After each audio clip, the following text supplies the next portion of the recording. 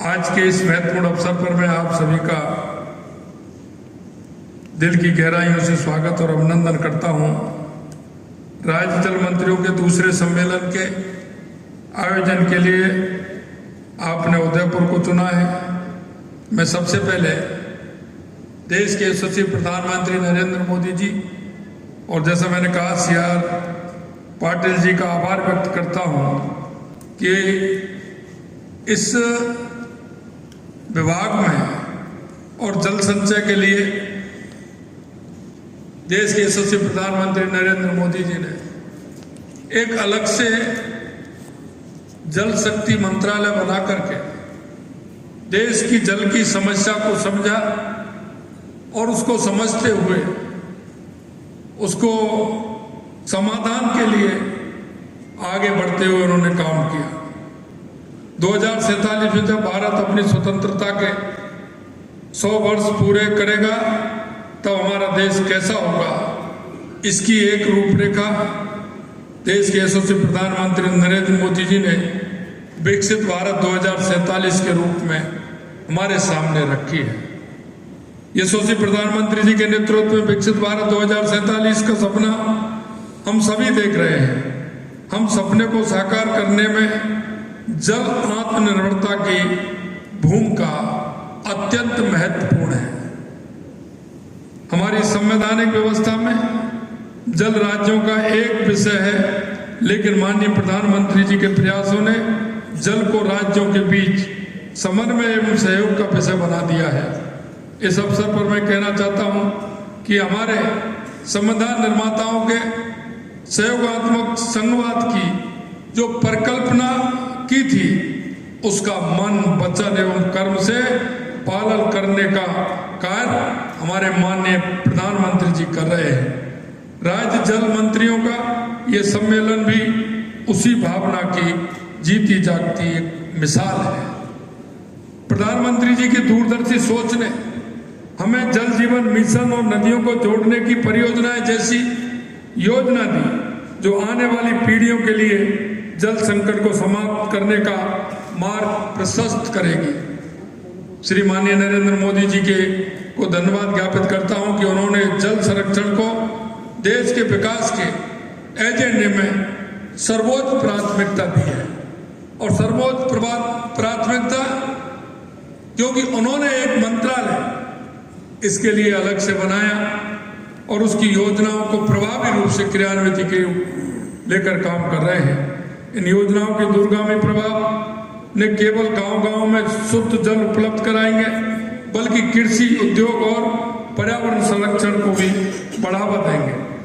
मैं कहना चाहता हूं कि जिस तरह से आपने देखा होगा घटते हुए जंगल, वन, सिकुड़ती हुई नदियां, कम होते हुए हमारे पहाड़, ये हमारे पर्यावरण के लिए घातक है। लेकिन देश के यशस्वी प्रधानमंत्री नरेंद्र मोदी जी ने, क्योंकि जिस तरह से हमारे संस्कृति में, हमारे विचार में हमने जो हमारे ऋषि मुनियों ने, क्योंकि हम नदियों को पूजते हैं, हम पहाड़ों को पूजते हैं, हम वृक्षों को पूजते हैं, उसका ये सटीक उदाहरण है कि हमारे पर्यावरण को बचाने के लिए, हमारी प्रकृति को संचय करने के लिए ये आवश्यक है कि हम उनको संरक्षित रखें और संरक्षित रखते हुए हमारे आने वाली पीढ़ी को हम उनको ठीक प्रकार से जीवन जीने के लिए, उनको प्रोत्साहित करने के लिए और आगे बढ़ने के लिए, और हमारा पर्यावरण भी अच्छा रहे और हमारा पानी भी मिले, उसके लिए हम काम करें। माननीय प्रधानमंत्री जी और केंद्रीय जल शक्ति मंत्री महोदय का सानिध्य मिलना राजस्थान के लिए शुभ है। हमारे प्रदेश सरकार के कार्यकाल का 1 वर्ष पूरे होने के अवसर पर हमें उनका सानिध्य मिला। तब प्रदेश को राम जल सेतु लिंक परियोजना की सौगात मिली थी और वो यह कोई सामान्य परियोजना नहीं है,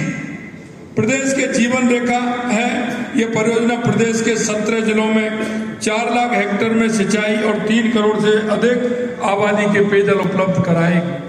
और मैं कहना चाहता हूं मेरे भाई और बहनों, कभी कभी हमारे राज्यों का इस तरह का रवैया रहता है कि वो 10 साल से, 20 साल से, 30 साल से 50 साल से हमारी नदियों में पानी बह करके जा रहा है, उसका हम उपयोग नहीं कर पा रहे हैं। और उपयोग इसलिए नहीं कर पा रहे हैं कि हमारी सोच, हमारा विचार इस तरह का बन गया है कि अगर हम ये करेंगे तो हमको नुकसान जाएगा। मैं आपसे कहना चाहता हूं, जो नदियों का पानी बेकार जा रहा है, गांव का पानी जा रहा है, खेत का पानी जा रहा है और वो जाकर के समुद्र में पूरी तरह से समा रहा है, लेकिन हमें ये भी देखना चाहिए कि हम उसका उपयोग कितना कर सकते हैं। हम उसका उपयोग ना करके हम दूसरी दिशा में जा रहे हैं। मैं आपसे यही कहना चाहता हूं कि हमारी मानवता के लिए, आने वाली पीढ़ी के लिए, जब तक हम जल संचय का उपयोग ठीक प्रकार से नहीं करेंगे, नदियों से नदियों जोड़ने का काम देश के हमारे पूर्व प्रधानमंत्री अटल बिहारी वाजपेयी जी ने कहा, और मैं कह सकता हूं कि अटल बिहारी वाजपेयी जी ने जो कहा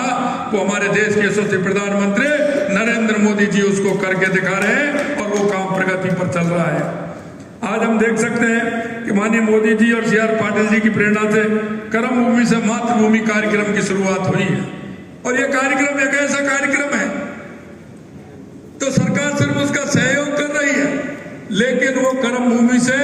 मातृभूमि में जो हमारे उद्योगपति हैं, जो हमारे ऐसे लोग हैं जो कभी प्याऊ लगाते थे, बावड़ी बनवाते थे, तालाब बनाते थे, कुआं बनाते थे, जिनके लिए पानी की संचय की व्यवस्था होकर के जन को पानी पिलाने का काम करते थे, ऐसे ही वो लोग आज निकल करके आए हैं। क्योंकि मैं इसलिए कह सकता हूं कि राजस्थान में पानी की जो किल्लत है और पानी की जो परेशानी, राजस्थान से ज्यादा कोई भी प्रदेश शायद नहीं जान सकता है।